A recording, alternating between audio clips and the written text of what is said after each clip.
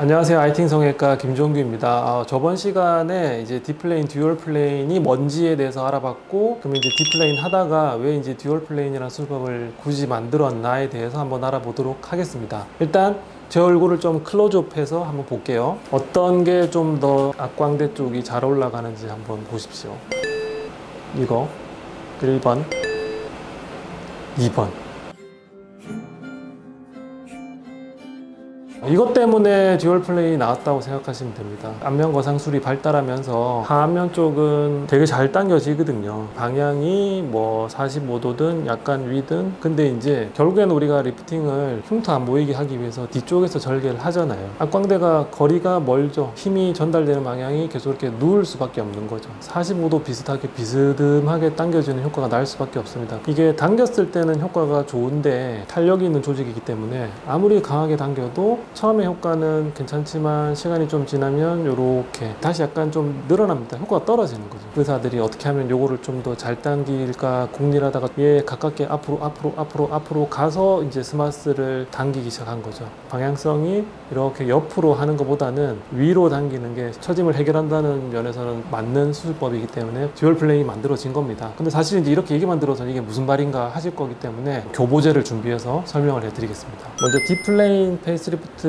계략적으로 어떻게 하는지, D플레인 페이스리프트라고 하더라도 스마스에서 피부를 박리하는 과정을 먼저 거치는데, 이 피부 박리를 어디까지 하느냐가 대체로 사각턱에서 눈꼬리까지 가는 대각선을 그어서 여기까지 피부를 박리하게 되죠. 이런 식으로. 그럼 이제 이렇게 피부 박리를 하고 나면 밑에 있는 스마스가 이렇게 노랗게 보이게 되겠죠. 스마스를 우리가 안면 거상할 때는 당기기 때문에 이 스마스도 바닥에서 떼줘야 됩니다. D플레인 안면 거상 같은 경우에는 뒤에서부터 전부 다 스마스랑 피부를 붙여서 박리하는 게 아니라 앞에서부터 이제 스마스 박리를 통해서 피부랑 스마스가 이렇게 붙어 있는 채로 이렇게 박리하는 게 되겠습니다. 스마스 끄트머리를 잡고 이제 위로 이렇게 당기게 되겠죠. 듀얼 플레인 페이스리프트 같은 경우에는 첫 과정은 똑같습니다. 스마스에서 피부를 떼주는 거죠. 바닥에서 피부를 박리를 해주는데 좀 더 넓게 합니다. 앞쪽에 있는 스마스를 위쪽으로 당겨야 하기 때문에 얘를 직접적으로 잡아서 당기려면 충분히 벗겨서 여기 있는 스마스를 잡아서 당겨야 되는데, D플레인과는 다르게 뒤쪽에서부터 박리를 해서 들어옵니다.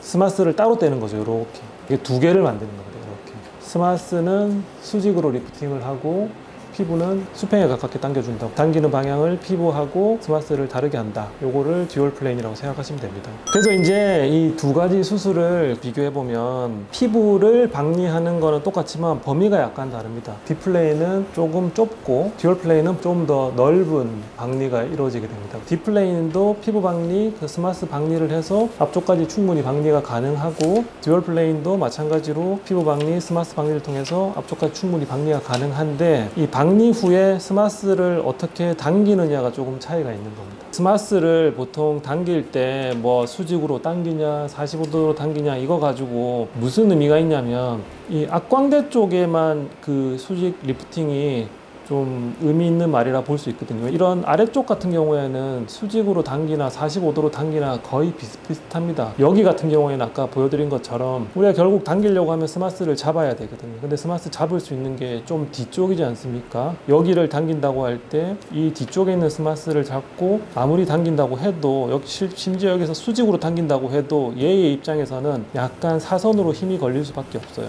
반면에 듀얼 플레인 같은 경우에는 악광대 근처에까지 충분히 박리 후에 얘를 잡아서 당기기 때문에 악광대 입장에서는 좀 더 수직에 가까운 힘을 받게 됩니다. 그래서 이 차이라고 보시면 될 것 같습니다.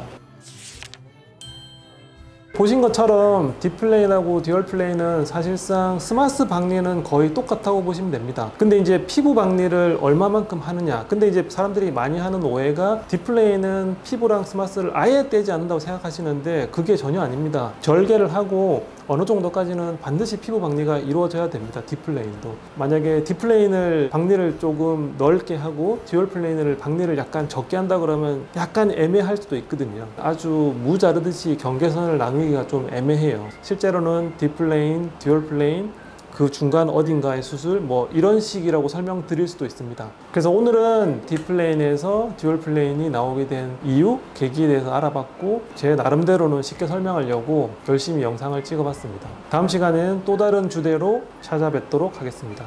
감사합니다.